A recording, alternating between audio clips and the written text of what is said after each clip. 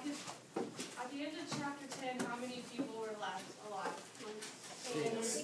Six. It was 7. Who was the last one to die? General, yeah. How did he die? He got hit in the head. Hit in the head? One. Okay, then who saw an alliance at the beginning of chapter 10 with Vera and Philip Lombard? That's maybe foreshadowing something. Alright, so we'll begin on page 181. Philip Lombard had the habit of waking at daybreak. He did so on this particular morning. He raised himself on an elbow and listened. The wind had somewhat abated, but was still blowing. He could hear no sound of rain. At 8 o'clock, the wind was blowing more strongly, but Lombard did not hear it. He was asleep again. At 9:30, he was sitting on the edge of his bed, looking at his watch. He put it to his ear. Then his lips drew back from his teeth in that curious, wolf-like smile characteristic of the man. He said very softly, "I think the time has come to do something about this." At 25 minutes to 10, he was tapping on the closed door of Laura's room. The latter opened it cautiously. His hair was tousled and his eyes were still dim with sleep. Philip Lombard said affably, "Sleeping the clock round? Well, shows you've got an easy conscience." Laura said shortly, "What's the matter?" Lombard answered, "Anybody called you or brought you any tea? Do you know what time it is?" Laura looked over his shoulder at a small traveling clock by his bedside. He said, 25 to 10. Wouldn't have believed I could have slept like that. Where's Rogers? Philip Lombard said, "It's a case of echo answers where." "What do you mean?" asked the other shortly.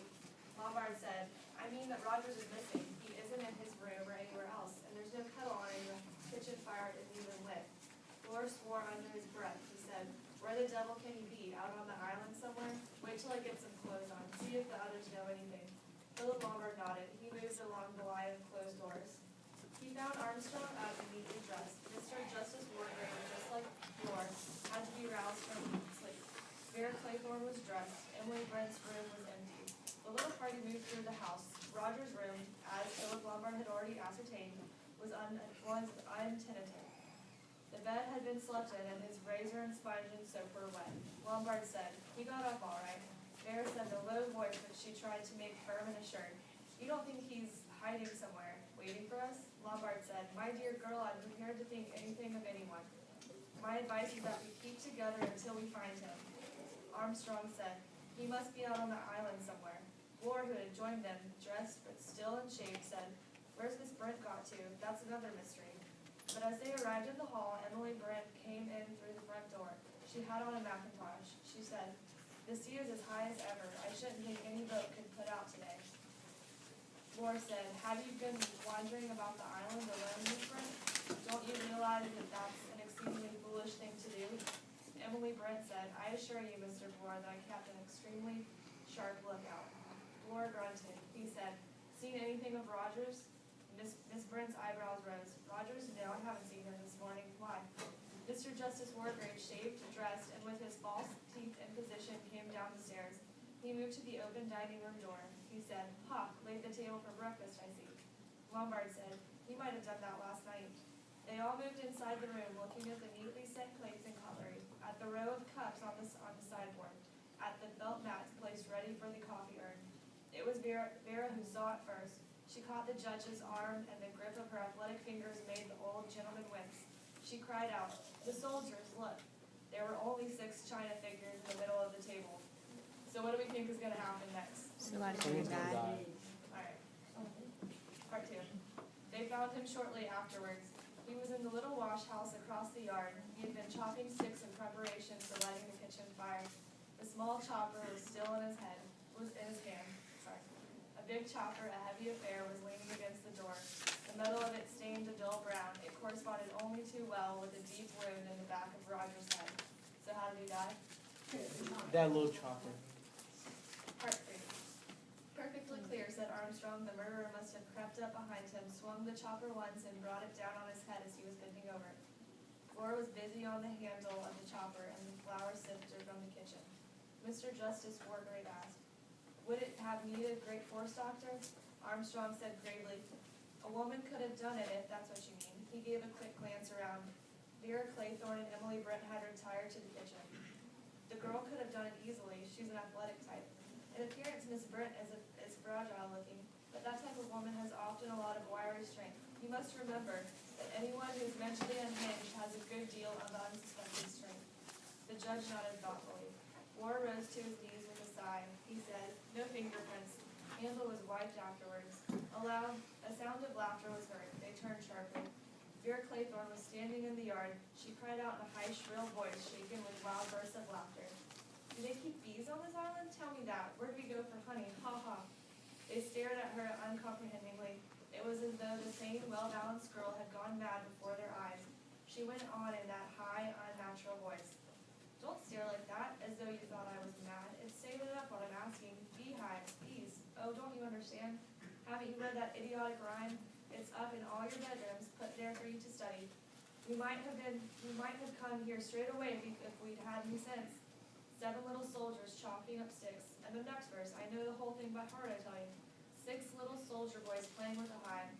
And that's why I'm asking, do they keep bees on this island? Isn't it funny? Isn't it damn funny?" She began laughing wildly again. Dr. Armstrong strode forward. He raised his hand and struck her a flat blow on the face. She gasped, hiccuped, and swallowed. She stood motionless a minute, then she said, "Thank you, I'm all right now." Her voice was once more calm and controlled, the voice of the efficient game's mistress. She turned and went across the yard into the kitchen, saying, "Miss Brent and I are getting you breakfast. Can you bring some sticks to light up the fire?" The marks of the doctor's hand stood red on her cheek. As she went into the kitchen, Laura said, "Well, you dealt with that all right, Doctor." Armstrong said apologetically, "Had to.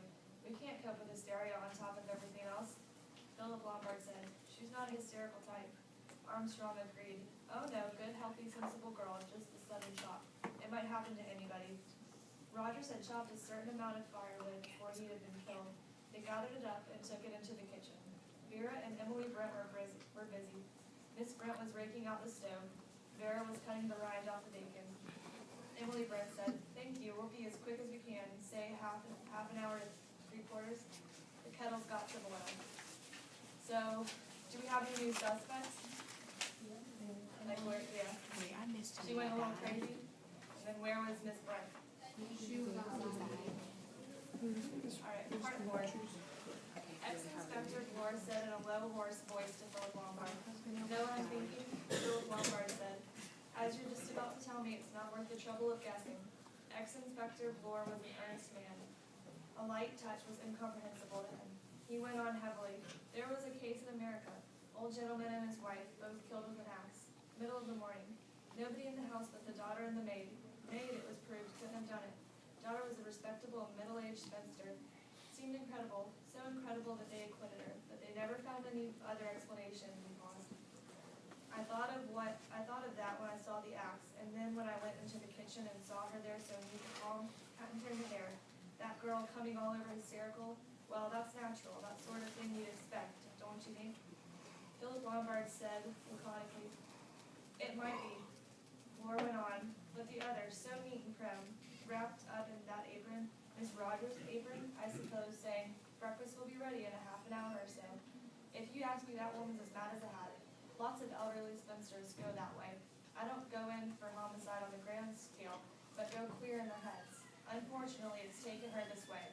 Religious mania, thinks she's God's instrument. Something of that kind. She sits in her room, you know, reading her Bible."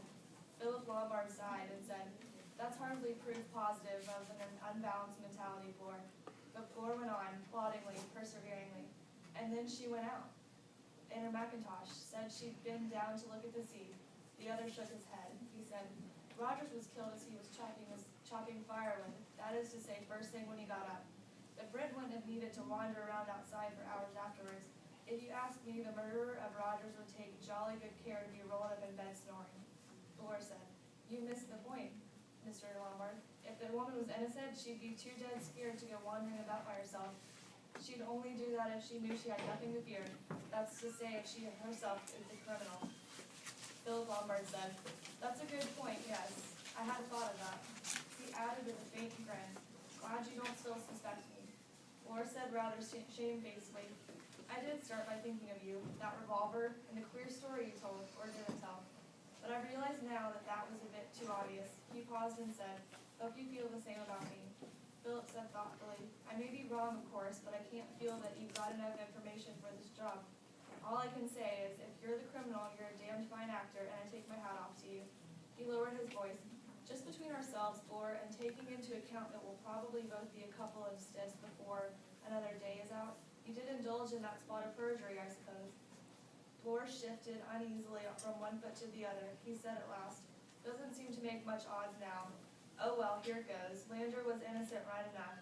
The gang had got me squared, and between us, we got him put away for a stretch. Mind you, I wouldn't admit this, if there were any witnesses," finished Lombard with a grin.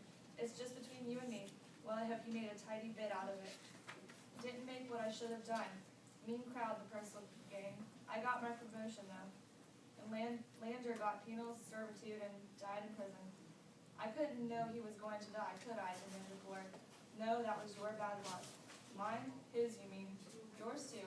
Because as a result of it, it looks as though your own life is going to be cut unpleasantly short." "Me?" Fleur stared at him. "Do you think I'm going to go the way of Rogers and the rest of them? Not me. I'm watching out for myself pretty carefully, I can tell you." Lombard said, "Oh well, I'm not a betting man, and anyway, if you were dead, I wouldn't get paid." "Look here, Mr. Lombard, what do you mean?" Philip Lombard showed his teeth. He said, "I mean, my dear boy, that in my opinion, you haven't got a chance." "What?"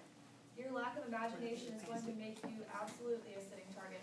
A criminal of the imagination of U.N. Owen can make rings around you anytime he or she wants to.